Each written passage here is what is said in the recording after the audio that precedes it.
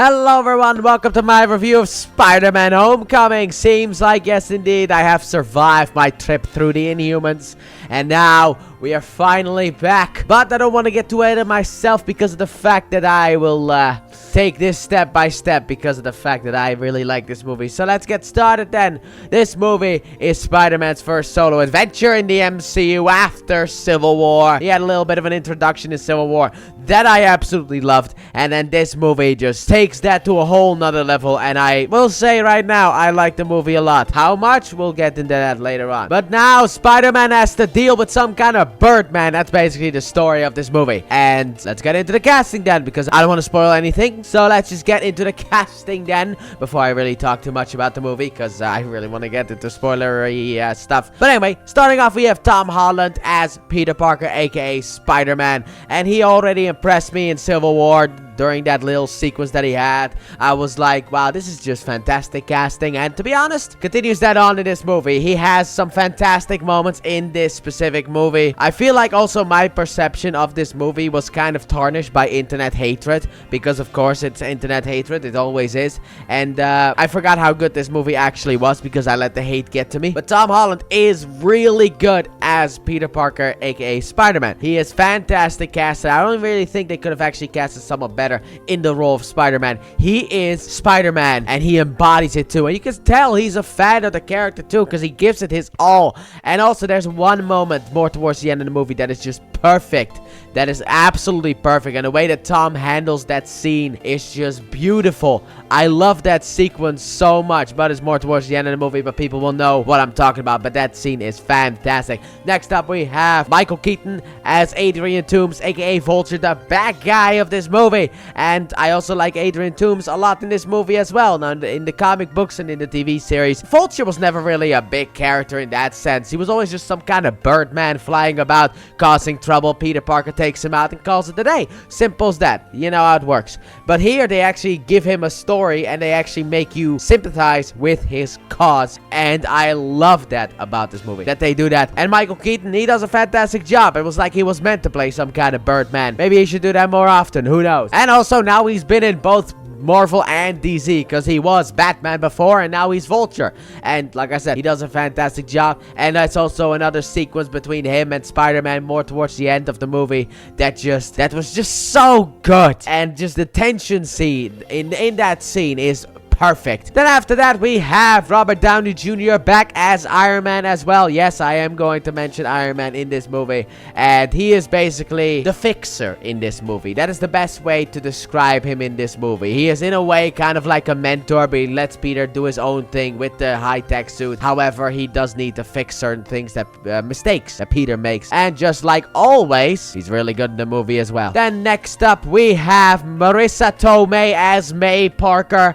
And I know people are upset about the fact that they keep making May Parker younger because she's not some 80-year-old grandma. But let's be honest here. If you look at it realistically, it actually makes sense. Because if you are a 15-year-old kid, your aunt isn't gonna be 80 or something happen. Because, like, how is that even possible? However, always choosing hotter ones is kind of a weird one. I will say that. There is a joke in this movie that I was kind of like, yeah, okay, you had to make the joke. But still, it's kind of weird for that to be about Aunt May, you know, knowing what I grew up with and stuff like that. But Marissa Tomei knocks it out of the park. She has a lot of fun in the role, and I liked her very much. Then after that, we have Jacob Batalon as Ned Leeds, Peter Parker's best friends, and also, as he calls himself, Guy in the Chair. Very much enjoyed his performance in this movie as well. He was great in the movie. He was really funny in the movie. And then after that, we have Zendaya as Michelle Jones. And even though, you know, it's Zendaya, it's a big name now, I don't really have much to say about her character,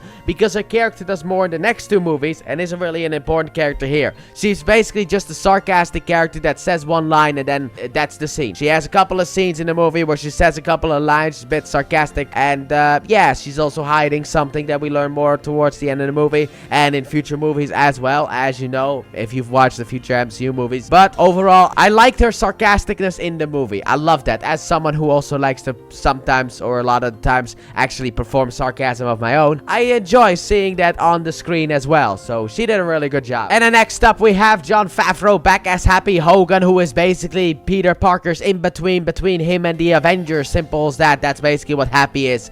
Basically, Peter stays in contact with Happy, and potentially if Spider-Man is needed, Happy will call on Spider-Man. Simple as that. And Happy just being annoyed by Peter is just very funny to see. I am a big fan of that as well. Then after that, we have Laura Harrier as Liz Allen, the love interest of Peter Parker. And basically think back to like the Sam Raimi movies and kind of think about Mary Jane, because that's what Liz is basically. She's basically that kind of love interest. She's not like Gwen Stacy in the Amazing Spider-Man movies. She is actually more like MJ in the old movies. And what you think of it, but I still think that the actress did a good job in the role and what she had to do. And then finally, which I feel like people may not actually want to mention this one, but I will still do it, we have Bokeem Woodbine as Herman Schultz, aka Shocker. And I know some people are probably gonna be upset about the race change that they did here, but it's Shocker, so who really cares? Let's be honest here. Even the comic books don't care about Shocker, but he did a good job as Shocker, and it was nice to see Shocker in live action. However, if I do have to make one complaint, since the movie is about 15 years old, there's just a little thing that I did not like, and that's the fact he never gets the mask of Shocker. I really wish that he got the mask, like at least for like the final confrontation. You could have given him the mask just to kind of complete that look, but outside of that, he did a good job in the role. But I kind of just wish that he looked more like comic book Shocker with the mask and stuff like that. He does get some of it, but like he doesn't get the mask, and that is bad. And also apparently there was like behind the scenes, potentially behind the scenes stuff that I saw way back in the day, and it was like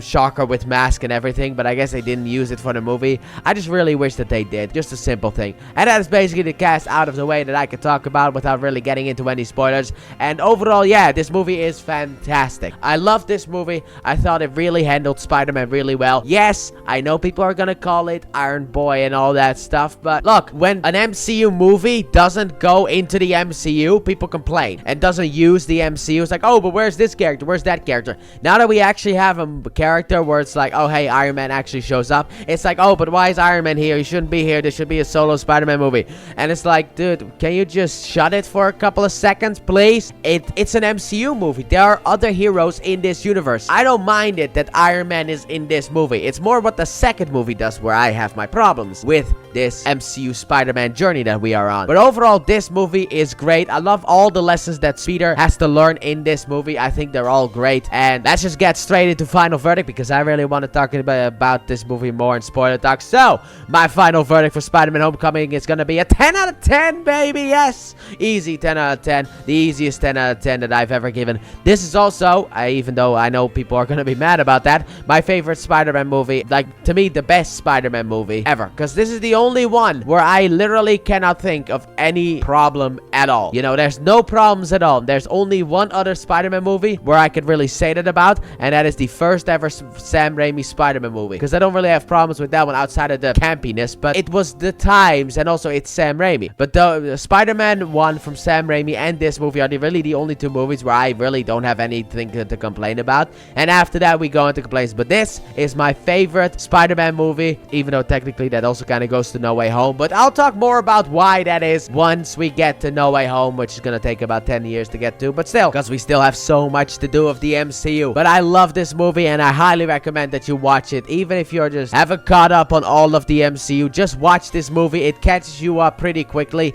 about what happened like in the last movie, so you'll understand Peter's journey. And Peter's journey fully really happens in this movie, and I love all the lessons that he has to learn. So that has been my review of Spider-Man Homecoming. Let me know in the comment section down below what you guys thought about Spider-Man Homecoming. And with that being said, thank you all so very much for watching. I hope you guys have enjoyed, and if you did, please like button, subscribe if you're new, if not sorry, turn on notifications, and don't forget to check out the Let's Play channel, link in the description and at the end of the video. And I'll see you guys next time when we are in the MCU 4. Actually, funny enough, these two actually got the roles at around the same time, because they were kind of auditioning together, because we're going from Tom Holland's Spider-Man to John Bernthal's Punisher, and I'm really excited to see that, because I actually really like that show as well, even though online once again has kind of ruined it, but not for me, because I also recently watched it at my mom's place and felt the magic again, so I can't wait to just jump into the Punisher. So that will be next time. Bye!